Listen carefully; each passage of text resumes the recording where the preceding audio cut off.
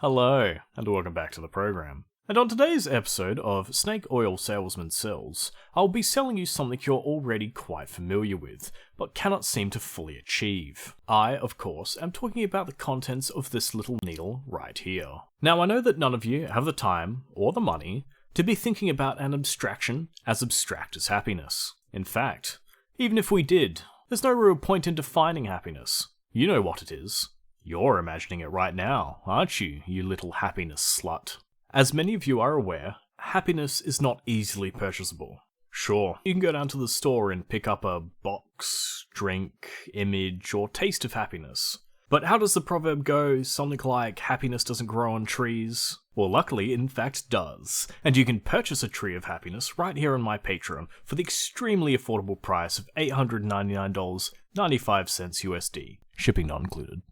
However, you're not some weak little beta bitch looking for a quick and easy fix.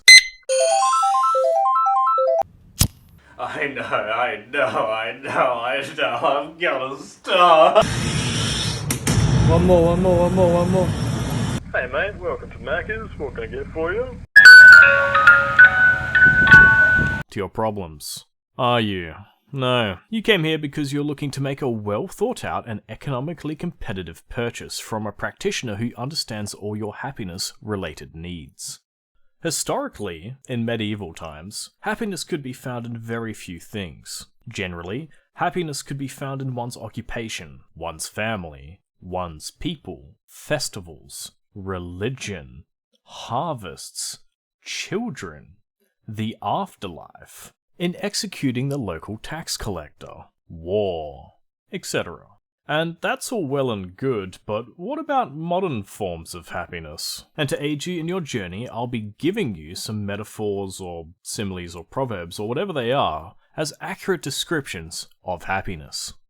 Happiness is like the morning sunrise, its rays piercing through your locked eyes, forcing an end to your peaceful sleep, and ruthlessly summoning you to your beloved minimum wage Coles lifestyle. Happiness is the sound of harsh insults being directed at you when you least deserve them. Happiness is the slap in the face that is modern society. Happiness is the feeling one gets when giving one's natural-born enemies their just desserts. Happiness is this sound.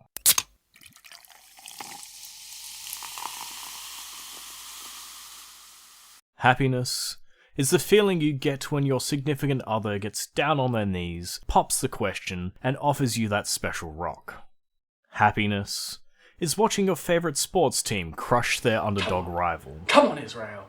Yes! Come on! Yes! They killed it! Fucking Israel killed it, yeah! Happiness is staring in front of the entertainment box. You're so happy, you'll never look away, ever. Happiness is finally attaining that superstar body that most can only dream of. Happiness is breaking your back for a job that is breaking your will. Now, believe it or not, I'm not the only one who has knowledge on happiness, as many experts in many fields also claim knowledge on how to achieve happiness. The psychologist would say that the path to happiness is talking through your negative feelings and pivotal life moments that led you to your current unhappiness. But we both know that talking about one's feelings is a sign of weakness. Obviously, malhappiness is a state one can simply snap out of. The psychiatrist would say take a pill. Besides the fact that pills are for pussies, there is no possible way that a disease of the mind could be cured through a materialist answer. The pop philosopher would say that there are many paths to happiness. I sell one and only one path right here. Neo-Stoicism. And this path is drawn from wisdom that was formed more than 2,000 years ago, in an age where human suffering was as common as being a peasant farmer. Real quick, while I've got you here, to all you Stoic bros, the Snake Salesman recommends another ancient philosophy in Epicureanism.